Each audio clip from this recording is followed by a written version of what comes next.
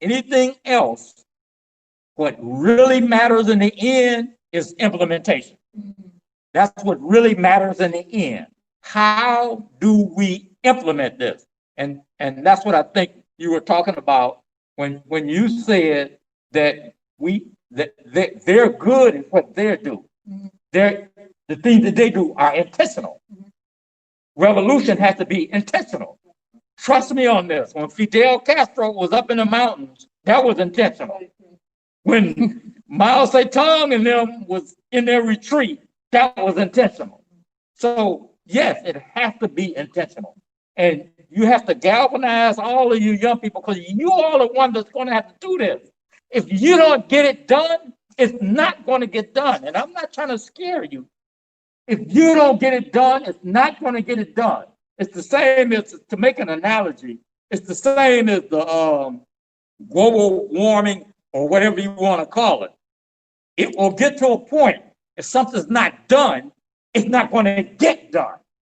You understand what I'm saying? If those ice caps get to a point where they can't be stopped from warming and flooding, it's over with.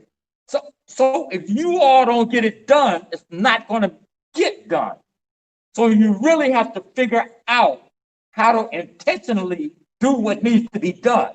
And the point I was trying to make about the demonstration, the point I was trying to make is I was trying to take her lead in terms of you have to make demands that penetrate the system, not reform the system, because it can't be reformed anymore. They're making adjustments for them, not for us. So they're not trying to reform the system. They're making adjustments so they can stay in power, so they can continue to make profits, or they continue to speculate on money or whatever they have set up, and it's intentional. That's what they're doing. And so what you're talking about is important, because one of the problems I had before and still get frustrated about, again, you young people have to galvanize yourself around. You're correct. People know what's going on. You don't have to quote Marx and Engels and all of these people. People know they being fucked, and use an expression. You understand what I'm saying?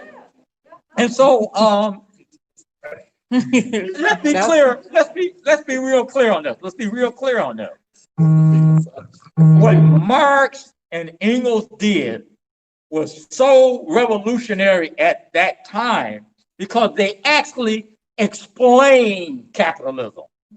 They actually explained the tenets of capitalism, where it goes, what are its components, and who are its components. They actually did that, but they didn't make no revolution. Do you understand what I'm saying? Germany, if anybody was going to make a revolution, it would have been Germany. They had the most advanced of the intellectuals and the proletariat and the industry, and all. They didn't make no revolution. There's never been a dictatorship of the proletariat. It does not exist anywhere on the planet Earth. Socialism does not exist anywhere on the planet Earth. Even the Chinese will tell you they're not socialists. Read some of their stuff. Read some of Lou's stuff. They will tell you that they have a mixed economy. They have millionaires. They have billionaires. The Soviet Union have millionaires. Putin got so much money, it's not funny. You call that a dictatorship of the proletariat? What they've had is a dictatorship of the party in a different form, but there's no such thing as a dictatorship of the proletariat, and it's not going to be one. Understand what I'm saying? Now, we can all differ, and that's going to happen. All of you are going to differ on ideology, because that's the way ideology is. There's no such thing that's coming from me. I ain't quoting nobody. There's no such thing as dictatorship of the proletariat, because you're living in the digital era. Nobody has even broken down what the new class analysis is of the digital revolution. And what I mean by that in just practical terms, you've got people that sit around, they're very technical. They don't own anything, but they work for the capitalists or whatever you want to call them. What class do they belong to? They have created intentionally. They have created a whole new way of living. They have cast us to the side. One of the projections, and this is from a robotic expert, and the reason why he called himself a robotic expert, because he considers all of this, computers, everything, he considers that all part of robotics, because that's how it started out. We saw it firsthand in the factories as they started eliminating jobs. You've got a little over 300 million people in the United States. He says in the next 5 to 10 years, there will be 60 million jobs that will be permanently lost. What's going to happen to all of those people? What's going to happen to all of those people? And even if you was fighting a reform fight, you would have to make the government retrain people for the different technologies that's going to take place. And my man says over half of those 60 million people that lose their job are not retrainable for the new technology. You young people know that. I'm not retrainable to do the stuff that they're doing. I'm sitting here looking at even a damn telephone. I can't make a telephone. I mean, I'm not trying to be funny, but to your point, you all have to have discussions on how to implement things. You have to have demands that penetrate capitalism. And it's been going on for so long. Finance capital runs everything. Everything at this point starts and ends with finance capital. And it's been going that way for so many years and for so many centuries. It's just so sophisticated now. And so you really have to figure out what type of demand do you have to make them do, along the lines of, for example, universal health care. The virus has really, oh my God, the virus is, you gotta have your head stuck in the sand, your ass stuck up in the air, not to understand that everybody needs universal health care. If you don't understand that, it's because of ideology. It's because you still have the ideology of, well, I'm supposed to be having a job and pay for it. It's not happening no more like that. So I just want to make a comment about you two. I think you're both right on point, and I think that needs to be done. Yes, it's good to study, but in terms of studying Marxism and Leninism, you probably already know enough from your daily living. This is so fucked up, it's not funny. It's not for you. It's not. Go downtown. Go down by Comerica Park. You can't live there. You think they're building that for you? But that's all I'm saying. So I'm going to start taking closing statements or comments. That's cool with folks. Anyone? By the way, here I go. There. We have a problem in terms of uniting people. There's a lot of division out here in terms of actual fascism. There's a fascist army out here, and we need to unite people according to what they have in common. This black and white divide has to stop. There's something that you have posted online from General, where he's talking about there was a tragedy in one state. Imperial Foods, North Carolina. In North Carolina, and there was a fire at a plant, and a lot of people were killed. 25. And Local 600 organized a drive where they brought things down to North Carolina. And the working class was so split that, the Black people came and to accept what they brought, and the white people who were in the same condition, didn't show up. The same kind of thing is still happening, where, it's so easy for the capitalists to split people according to race.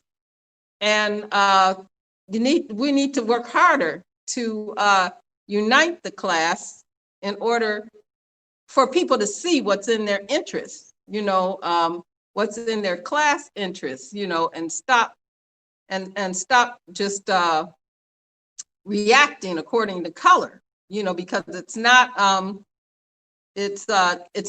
doing anybody any good. People working against their own class interests. This is voting, people who vote against their own class interests. I'll just stop there.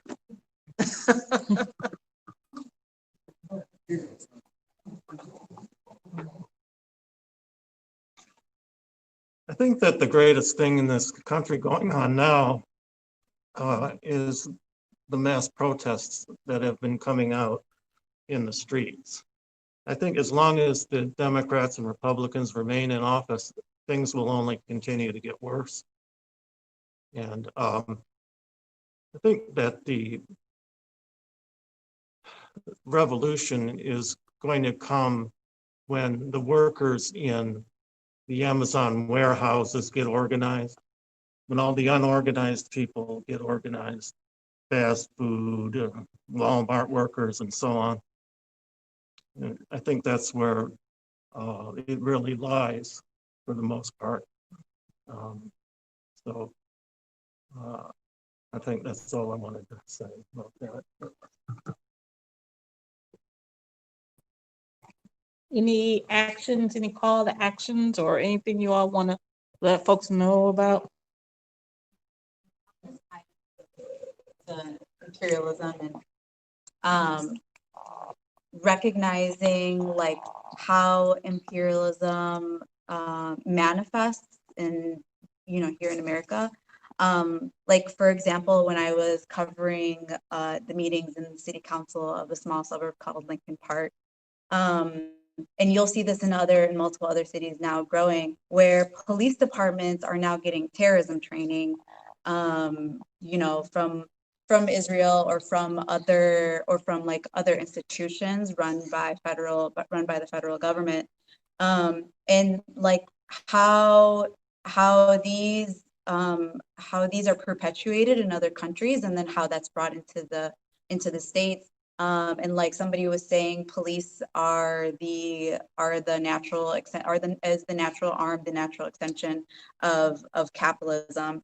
And like how all these things, when we talk about imperialism and capitalism and colonialism and all these isms, how they all are preventing us from essentially liberation, and how, like, regardless of what the labels are, we all know that something is wrong. We all are going to continuously grow the movement, but also realizing that revolution is not like a specific moment where everything erupts and then suddenly we're in a utopia.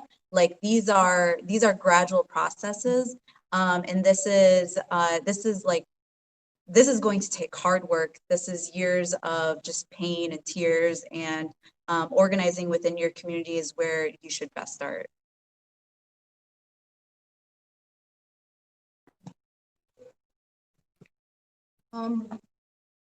I guess the last thing that I would say about imperialism is that the focus, I think the solution to understanding imperialism is also understanding intersectionality. And I feel like a lot of people touched on those kinds of points where intersectionality just basically means how, being able to study the interconnectedness of issues and how they relate back to perpetuating oppression.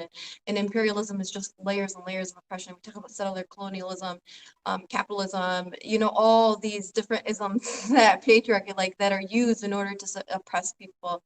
And then that, and also recognizing that compartmentalization is the way in order to prevent unity, right? So we need the unification of all our people, but so like everyday normal society perpetuates such an individualistic nature and also compartmentalizes all of our identities. So you can see that in the labor force where, I mean, white and black people are working together, but then you introduce prejudice and discrimination in order to keep them separate and not come together and unite. You have the Arab that want to, post 9/11, want to assimilate so bad and not be labeled as terrorists, where we're perpetuating our own anti-blackness in our communities. Where the Palestinian cause, where we're talking about whether you're Muslim or you're Christian, but you're Arab, and people don't believe that there was such a thing as Arab Jews that existed in Palestine before, Zionist propaganda. So it's recognizing that compartmentalization is an oppression tactic that is used in order to specifically keep us away from each other and one another and not unify over general principles of basic human dignity. We all deserve to live. And I think that if we continue to see if, and then recognizing system of oppressions, we're able to intentionally, because we talked about revolution as an intentional act, when recognizing systems of oppression, we're supposed to, the act is to intentionally remove yourself from those systems, right? Because we recognize how frivolous they are and how, it's very, you don't have to partake in that. So in recognizing that compartmentalization is an institution used by imperialism in order to not allow the unification of people, we step out of that frame and we learn how to come together under true unity, and which is just like liberation, which is the fight for life. So I think that's just the way I would conclude. Yes. I don't want to make no heavy time with that. This has been a great discussion. But I know one thing that what did Mao say? That the imperialists are paper tigers. I know I can't wait to come back, go home, watch the news and see which new member of the ruling class got COVID. And to see all these ruling class, arrogant politicians being struck down by this disease that they refuse to take seriously, the way it affected the people. Come on, it can't help you feel. I'm sure the whole world, all the oppressed people around the world are sitting as joint chiefs of staff or all they can't wage a war now because they're all on quarantine. And I just say that I just think, let's end on a happy note that these pigs are seeing their day, and we're going to make them see their end day when they get thrown in the dustbin of history where they belong. And you people, it's wonderful hearing this discussion. And this is the future, and I have a lot of confidence in y'all. All right, so I'm going to see if, Yan, can you play the video real quick? Yes. I'm going to mute.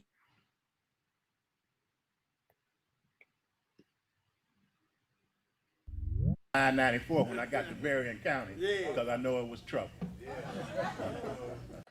I-94 when I got to Berrien County because I know it was trouble. I want to bring you greetings from the Black Men and Unions instructional staff. Reverend Pickney was down a couple of weeks ago, and he turned the place out. And even though it's not a lot of us here today, they turn in a generous collection. When they pass the hat, in support of him. I just want to say a couple of things. I think it ought to be clear to all of us that we live under absolute dictatorship of capital. That the corporate control over our lives is just deafening. I mean, look at what done happened. 16 coal miners dead since January. General Motors and Ford announced they're going to lay off 65,000 people. Exxon announced they made $32 billion profit last year, and I think it breaks down to $13,000 a minute, which means they done made a couple of million since we've been sitting. That's right. All right. So people ought not be confused about what the dynamics are and how we got to fight. I just want to say that when you fight Whirlpool here, it's like us fighting Ford and GM there. We can all embrace your struggle. That's right. I was thinking about what could I best tell you. I know when you opened up, you talked about, the few people. Yeah. And, I got some experiences in the past when I've been able to see the few become the many. Yeah. And I think if I could just deliver that to you, I think it would be helpful. Back in 1965, I got drafted into the Army. And I wasn't fitting to go in the U.S. Army. I wasn't going to fit to fight no Vietnamese. So we organized a little movement called the September the 10th movement. That was the day of my draft, 1965. And we propagandized all over the city. Everybody proclaimed they was against the war. Right. Everybody proclaimed they was against the draft. Everybody proclaimed they wanted to stand up. And we propagandized for my induction date. Yeah.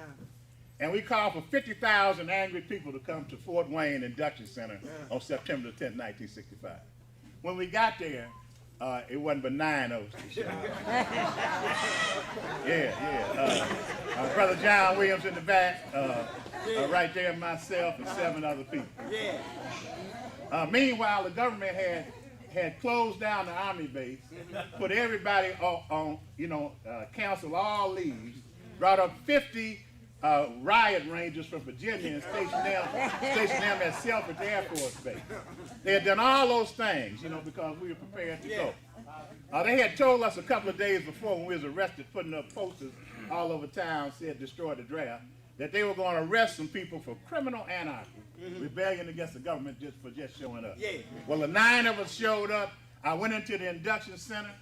I passed the physical. They sent me back to swear in. And I told them, call the police because I'm not joining this. All right.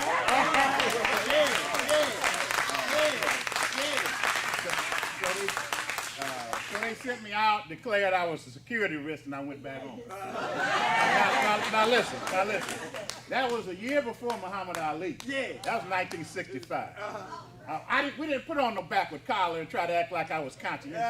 I wasn't conscientious. I just wasn't fighting in that war, but I'd fight in every other one that was a just war. So I just want to say that, and soon we saw the movement grow and grow and grow. The few became the many. So don't be dismayed because you don't have a lot of people here today from Benton Harbor per se. Because they coming, we just need a few to stand up and show the way. Thank you.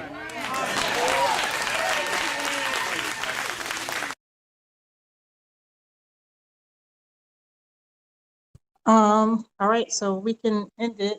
I'll let you end it. And thank you, Moni. I don't know if you can hear. Thank all of you. Thank you for having this. This has been really, really great. All right, thank y'all. That was good. And then I think we're going to try to print out the letters if you want a copy of that letter to the draft board.